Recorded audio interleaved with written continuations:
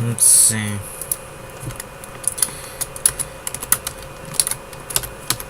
We're in the middle of a monster rampage in this part, folks. The god had more humans trying to block its path, and she struck them down for this insult. Some of them were wearing big armor suits that the god knew as tankmen suits. A little bit of memory from the other her passing through. They wielded heavy MGs and big mounts about their arms, which they aim from the hip. The MGs blazed. And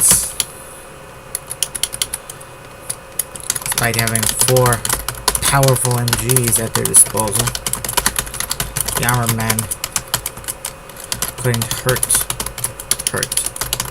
the god. She generated great shields of energy. The bullets would flatten against her flesh instead of punching through.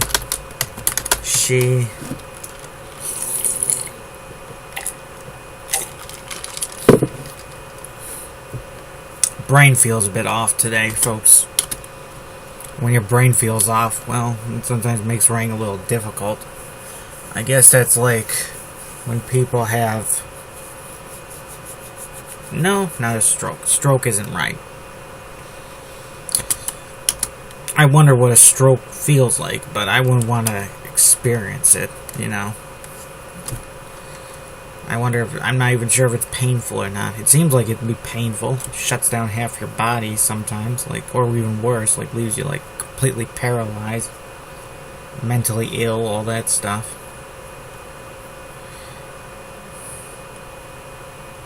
But, we have, these drugs now that, if you get them fast enough, they can prevent, the worst symptoms of a stroke.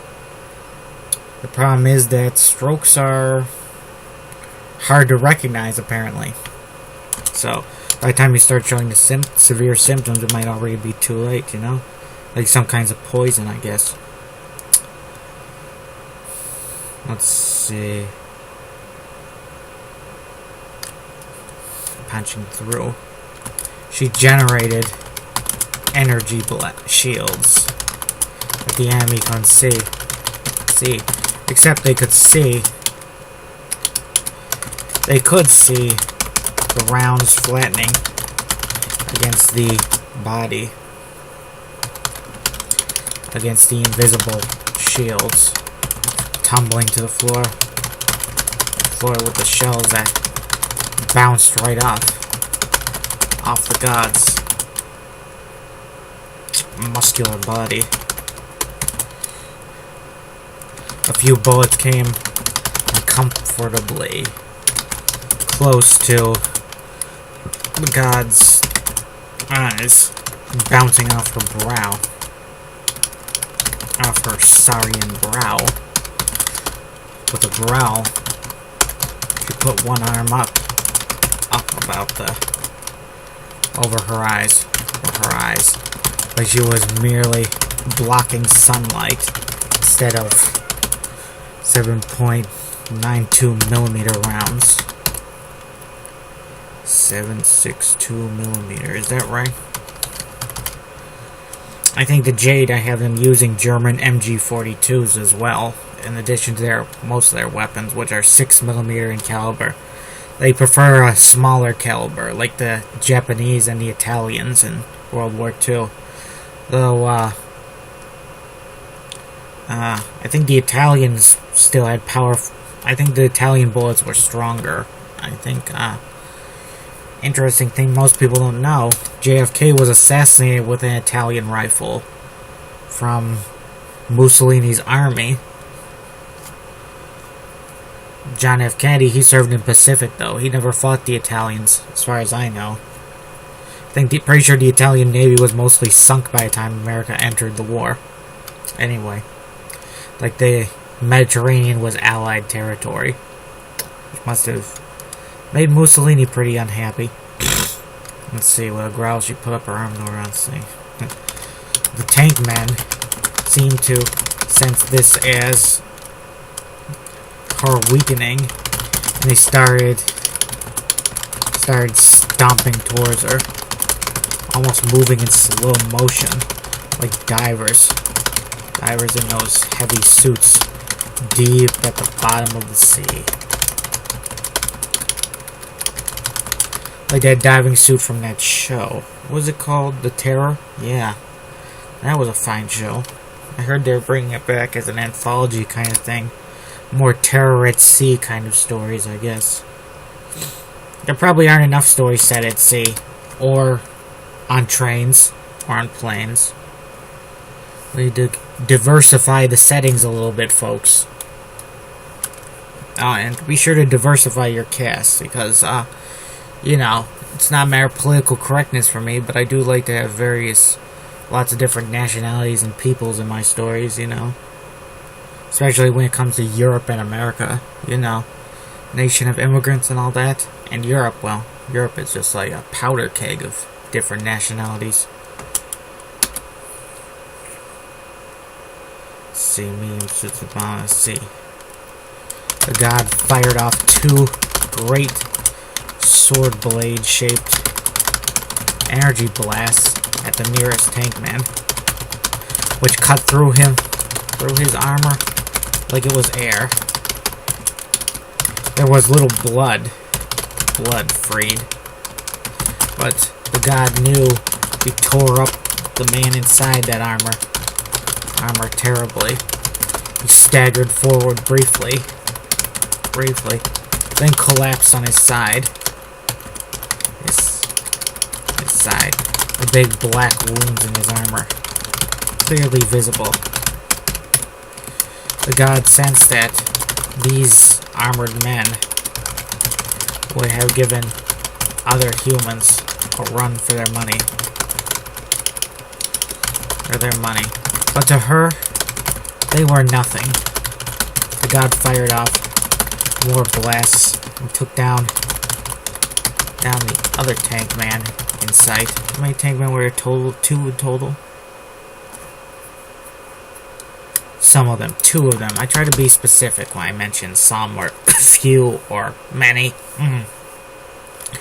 Or sometimes it might be useful to use those terms more because, you know, prevents continuity errors. If you say you got 5 guys here and then you kill 6 of them, well, maybe you should have just wrote a squad or a small squad or 5 of them. I'm pretty sure 6 men is a small squad because, you know, soldiers are supposed to operate in significant numbers usually.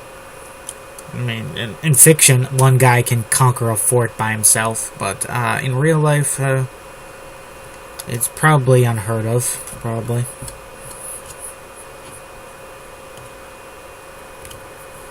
You want to see the closer we get to one-man army, maybe see that website, Badass of the Week, where they talk about crazy people.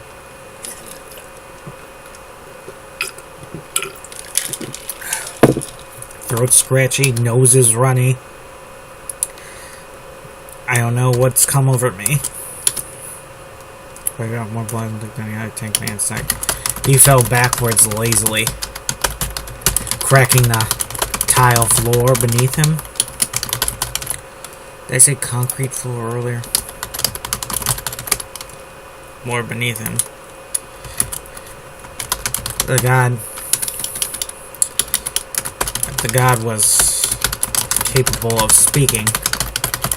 She might have advised the soldiers left before her to run, but she had a sense from her other memories. Couldn't access those memories, better check.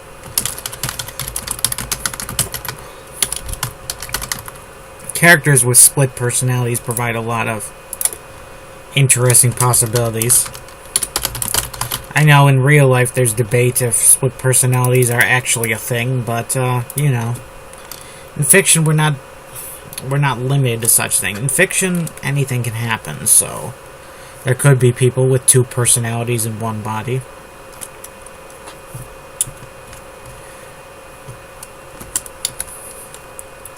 She has sense from her other memories that the enemy before her were not the type of people meant to flee a battle, that they preferred to fight to the end. The god to the end. The god would prefer if she had human followers. For such men meant to be her followers. The god believed herself worthy of only the best of human minions. The cream, as opposed to the trash. The cream of humanity, as opposed to the trash. The god of war should have the best warriors on Earth. Wish I could remember the other name I gave Earth that I could put in here. A bit of world building, Tolkien kind of stuff. I'm 10 pages into reading The Lord of the Rings, and boy, is there a lot of world building in that story. It's very inspirational, though, you know?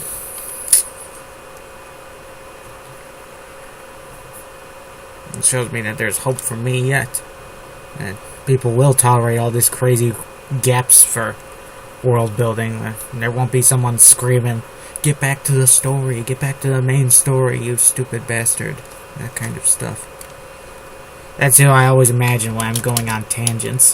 Get back to the story, mother lover. You think I want to sit here and listen you prat on endlessly about things that don't even exist? And I reply, well, none of this actually exists. None of it.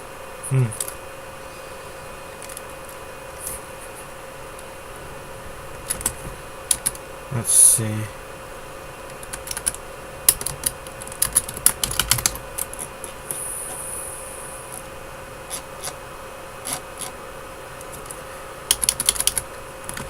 A few minutes before the God's rampage. The prison courtyard. Shoot, do I have the name of a Jade soldier to take?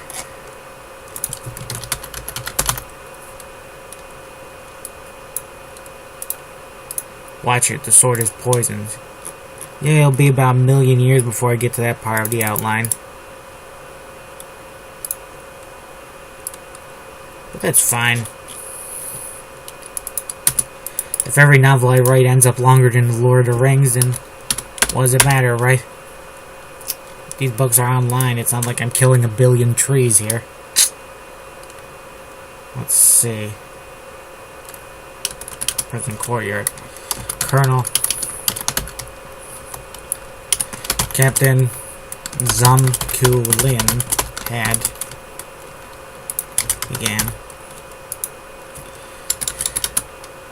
was entrusted to execute the 30 prisoners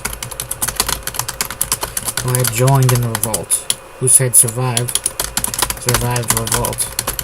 Most of them these were not men who were just yanked out of their cells, and forced to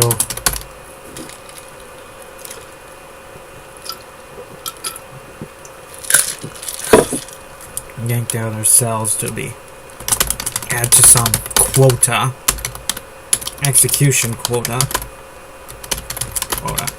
They were all people who willingly joined in.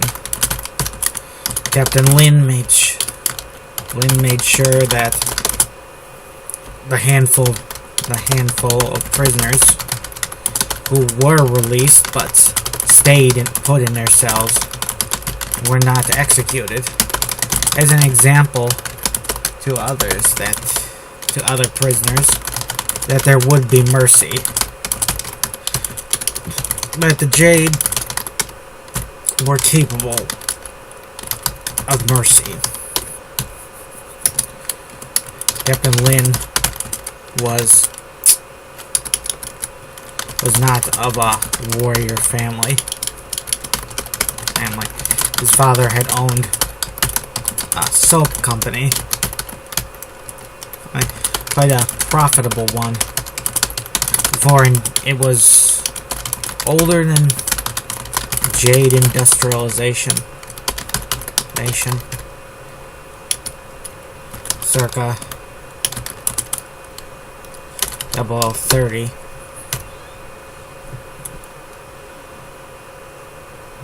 Jade industrialization, circa 1930.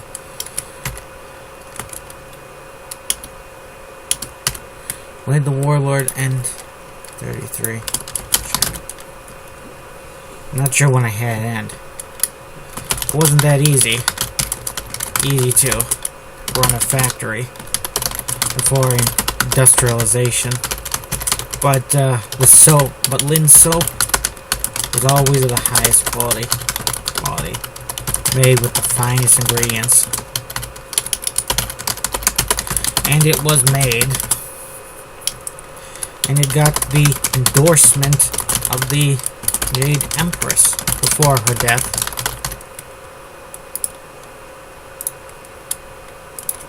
Before she was laid in her tomb, in her great tomb, her body was washed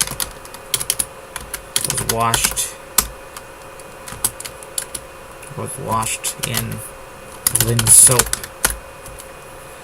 made as pure as possible.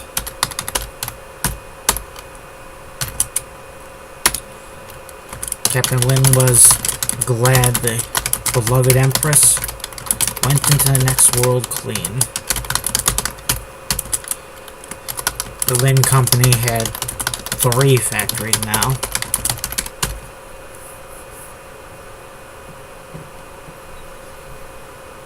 It was older than the business was much older than the jade industrialization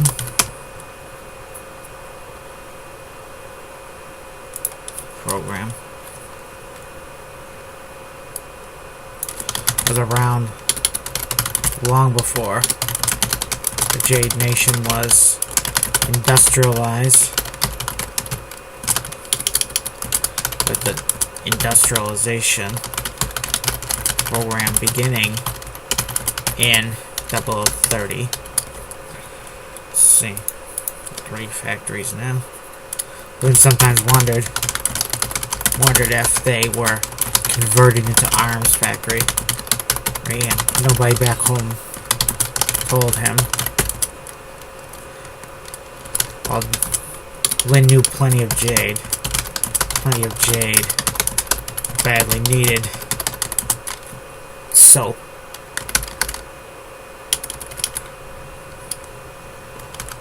Regular bathing. Jade soldiers needed soap, but they needed guns and ammo more, especially with the situation in Zeta.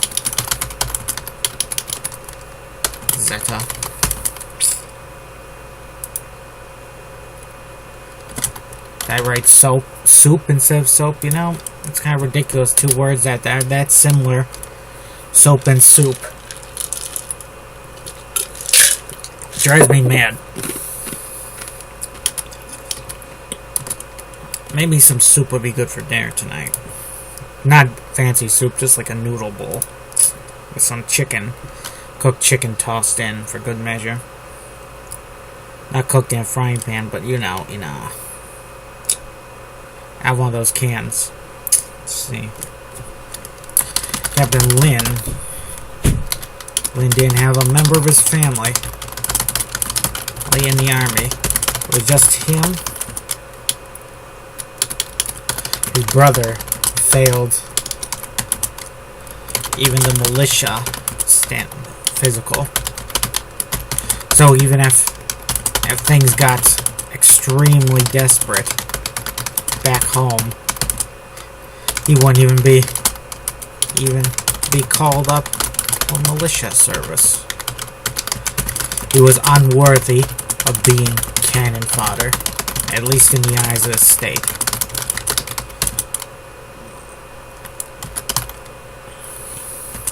Lynn's other siblings were all sisters. All lovely, all married off to the sons of wealthy families in the capital. Most of them had been wedded shortly before the war started, and their husbands were all in the military. So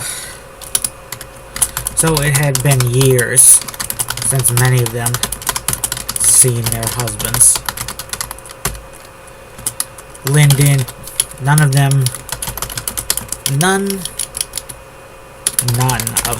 had been widowed as far as Lynn knew. We didn't think they'd be too broken up about it. None of the marriages had none of his sisters. Any of his sisters would be too broken up about widowhood. Yeah, widowhood is a word. Amazing. You learn something new every day, folks. I think any of his sisters would be too broken up about widowhood. About becoming widows.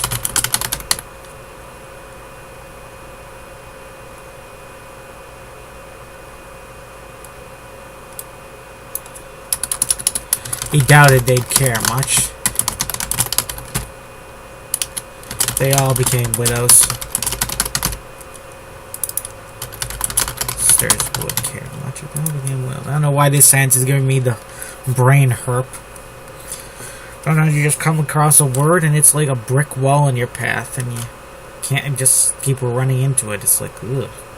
Sometimes the only cure is to delete the whole sentence and start over.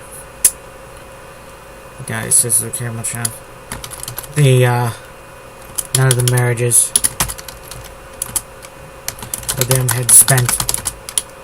All the marriages were arranged without any love involved, and no children had been produced. Yeah. Lynn himself was a bachelor with no interest in a wife. Though it was up to him and to continue the Lynn soap dynasty.